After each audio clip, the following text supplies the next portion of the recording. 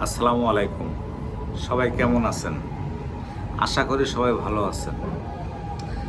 আজ আমি যে বিষয় নিয়ে আলোচনায় আসছি, এটি আসলে একটি হাস্যকর এবং দুঃখজনকও। যে যেভাবে নেয়, সত্য কথা বলার জন্য আসছি, কোনো মিথ্যে কথা বলবো না। তাতে যদি কারো ভালো লাগে ভিডিওটি দেখবেন, আর যদি ভালো না লাগে সুন্দর মতো বের হয়ে যাবেন। কারণ হলো, একটি ভিডিও সবার ভালো লাগে না, কারো ভালো লাগে এবং কারো খারাপ লাগে। কারো পক্ষে ছাপাই গাইতে আসি নাই, কাউকে পচানোর জন্য আসি নাই। সামনে ঈদ আসছে, বুঝতে হবে। অনেকে মানুষকে সাহায্য করেন, তাই না? নাম ফুটানোর জন্য অনেকে মানুষকে সাহায্য করেন। সেটা কিভাবে করেন? যে যার মতো করে করেন। কিন্তু একবার চিন্তা করে দেখেন, আপনি যে সাহায্যটা মানুষকে করেন, তাতে কি সে খুশি নাকি সে বেজার, সেটিও আপনাকে ভাবতে হবে। আপনারা দেখা যায় অনেকে একটি সুন্দর করে ওয়ালে রং করছেন, রং করার পরে সেখানে সুন্দর করে লিখে দিয়েছেন যে মানবতার দেয়াল। অনেক সুন্দর করে নিছেন, অনেক সুন্দর উদ্যোক্তা আপনি। আপনাকে স্যালুট জানাই এই উদ্যোগ নেওয়ার জন্য। কিন্তু আপনি যে মানবতার দেয়ালটা যে লিখছেন, সেখানে যে কাপড় চোপড়গুলো আপনি রাখেন, সেটি কি একজন মানুষের পরার উপযোগী কিনা, সেটিও একবার চিন্তা করে দেখবেন। দেখা যায় অনেকে কাপড় গিয়ে রেখে আসেন, একটি গেঞ্জি রেখে আসেন, একটি শার্ট রেখে আসেন, একটি প্যান্ট রেখে আসেন, সেটি আসলে কোনো পরার যোগ্য না। যেগুলো আপনার ফালানো, সেগুলো আপনি নিয়ে সেখানে রেখে আসেন। কেন ভাই? মানবতার নাম দিছেন, অনেক ভালো কথা। 50 টাকা দিয়ে, 100 টাকা দিয়ে, 200 টাকা দিয়ে যদি পারেন একটি গেঞ্জি অথবা একটি প্যান্ট অথবা একটি শার্ট সেখানে রেখে আসেন, যেটি একজন গরিব মানুষ ব্যবহার করতে পারবে, তার ব্যবহারের যোগ্য, সেগুলো আপনারা রাখেন। সেগুলো না রেখে আপনারা করেন কি, আপনার ঘর থেকে যেগুলো একেবারে ফালানো, সেগুলোকে আপনারা রেখে আসেন। দেখা যায় যে অনেক কাপড় চোপড় আছে মানবতার দেয়ালে, কিন্তু সেগুলো পরার যোগ্য না। তাহলে কোনো লাভ আছে? আপনিই বলেন। আপনি এই কাজটি ভালো কাজ করছেন, কিন্তু 10 জন লোক আপনাকে কি বলতে আছে যে মানবতার দেয়ালের নাম দিছে খুব ভালো, কিন্তু সেখানে এমন কাপড় চোপড় রাখে যেগুলো পরার যোগ্য না। একটু ভালো কিছু করেন ভাই,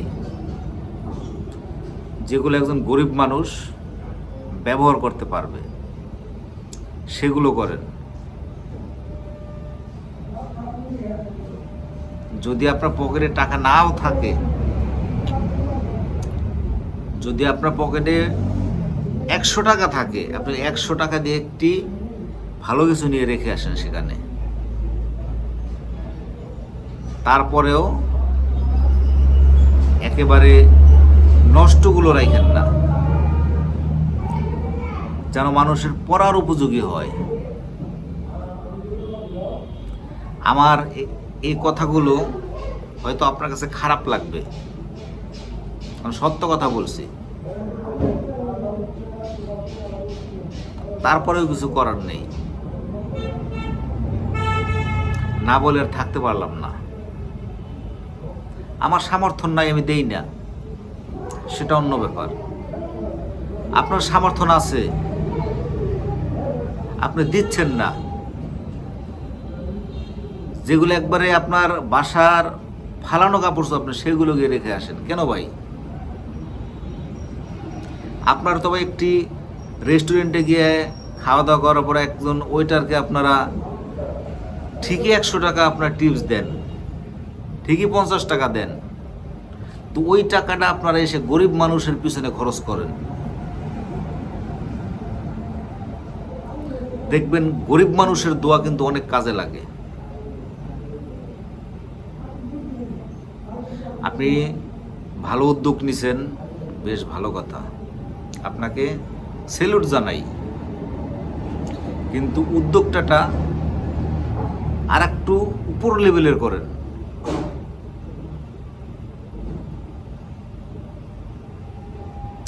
একটি সিগারেট খান, আপনি সিগারেটের দাম কয় টাকা? 10 টাকা, মানলাম 5 টাকা। প্রতিদিন আপনি কয়টি করে সিগারেট খান? কোনো লাভ আছে? কোনোই লাভ নেই। দোমার সাথে টাকা উড়িয়ে দিতে আছেন, নিজের ক্ষতি করতে আছেন। সিগারেটের গায়ে লেখা আছে, সুন্দর করে একটি কথা লেখা আছে যাতে কেউ না খায়, তারপরও সেটি আপনারা খান। কিন্তু অন্য একটি বিস্কিট কিনতে যান আপনি,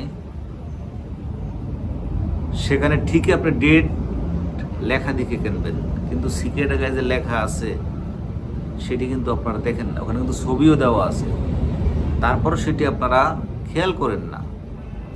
ওই সিগারেটের টাকাটাই যদি আপনি একজন পথ শিশুর পিছনে খরচ করেন, দেখবেন যে ওই ছেলেটাও ভালো থাকবে, আল্লাহ তাআলা আপনাকে ভালো রাখবে।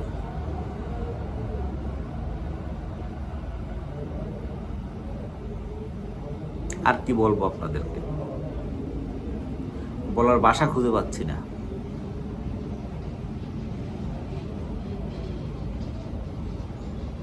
যার যেভাবে সামর্থ্য আছে সেভাবে করবেন, ছিঁড়ে ফাটা কাপড় দিয়েন না ভাই। খুবই কষ্ট লাগে নিজের কাছে যখন একটি মানবতার দেয়াল দেখি যে পুরনো কাপড় চোপড় আছে, আমি দিতে পারি না, আমি দেই না, তারপর থেকে একজন গরিব মানুষকে লজ্জা দেব না পুরাতন কাপড় চোপড় দিয়ে। আমার কথাগুলো যদি ভালো লাগে তাহলে আমার চ্যানেলটি সাবস্ক্রাইব করবেন, আর যদি ভালো না লাগে কমেন্টে সুন্দর করে আমাকে বকা দিয়ে যেন যে তোমার কথাগুলো আমার ভালো লাগে নাই। সবাই ভালো থাকবেন, সবাইকে ধন্যবাদ।